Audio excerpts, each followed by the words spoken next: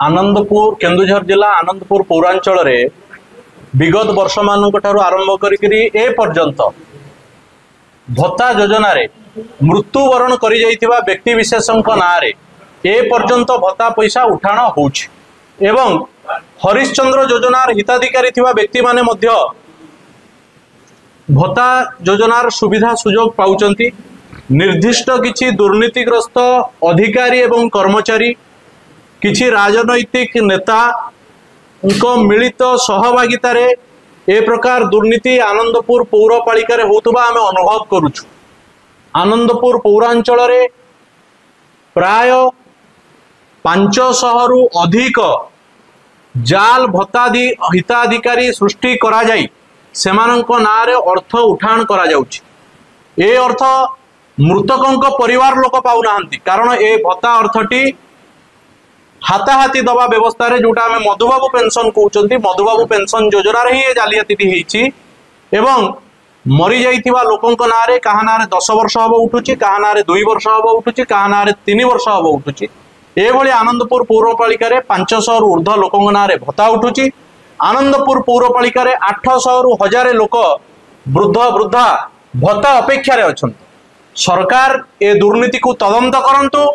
जो जाल हिताधिकारी सृष्टि करा जाई जो कर्मचारी माने अर्थ को लूट करूचंती सेमानंक विरुद्ध रे कार्यानुष्ठान नियंतु ता द्वारा जाल हिताधिकारी बाद पड़िबे एवं नुआ हिताधिकारी जो 500-700 अछंती सेमाने जोड़ी हेई परिबे। या द्वारा सरकारंकर योजनार सठिक लाभ गरीब परिवार टीए वृद्धाटीए पाइबार आवश्यकता अछि। मु आपनक सामनारे सेतिरु निर्दिष्ट किछि ना आपनक सामनारे रखुछि। कीर्तन बिहारी पेरेई 13 नंबर वार्ड रो 2 वर्ष तळु तांकर देहांत होईछि किंतु तांको नारे भत्ता उठुछि। आपनकर 14 नंबर वार्ड रे दैतारी दास 3 वर्ष हबो देहांत करिसंती तांको नारे भत्ता पैसा उठुछि। मंगुली चरण साहू 14 नंबर वार्ड रे वर्षे हबो देहांत करिसंती तांको नारे भत्ता उठुछि। सुखदेव साहू 4 वर्ष तळु देहांत करिसंती तांको नारे। कोइली साहू 6 वर्ष तळु, बुधिया पात्र 4 वर्ष तळु, हगुरु साहू वर्षक तळु एवं बंशीधर साहू 2 वर्ष तळु एवं आश्चर्यर कथा करुणाकर साहू 10 वर्ष तळु देहांत होईछि तांकर तांको नारे मध्ये भत्ता अर्थ उठाण होउछि। सेहि भली भाबरे पुरंदर साहू 7 वर्ष तळु देहांत होइतिले मध्ये तांको नारे भत्ता उठाण होउछि। 16 नंबर वार्ड रो भगवान पात्र कुहंतु 3 वर्ष तळु देहांत होईछि तांको नारे भत्ता उठुछि। सनातन बेहेरा वर्षक तळु 15 नंबर वार्ड रो देहांत होईछि तांको नारे भत्ता उठुछि। झुमामणि बेहेरा 5 वर्ष तळु देहांत होईछि 15 नंबर वार्ड रे तांको नारे मध्ये भत्ता उठुछि।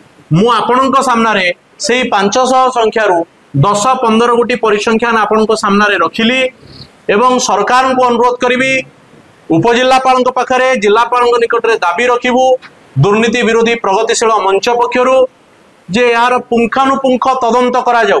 जो माने ए षडयंत्र रे शामिल अछंती जो माने अपेक्षारत थिबा 500 रु ऊर्ध्व भत्तादी हिताधिकारी को ए योजना रे शामिल करिवारे बाधक सृष्टि करूचंती सेमानंक विरुद्ध रे दृष्टांतमूलक कठोर कार्यानुष्ठान ग्रहण करा जाय एवं जेते टंका भत्ता बाबद रे आत्मसात करा जायछि से अर्थ को सेमानंक ठारू भरणा करा जाऊ।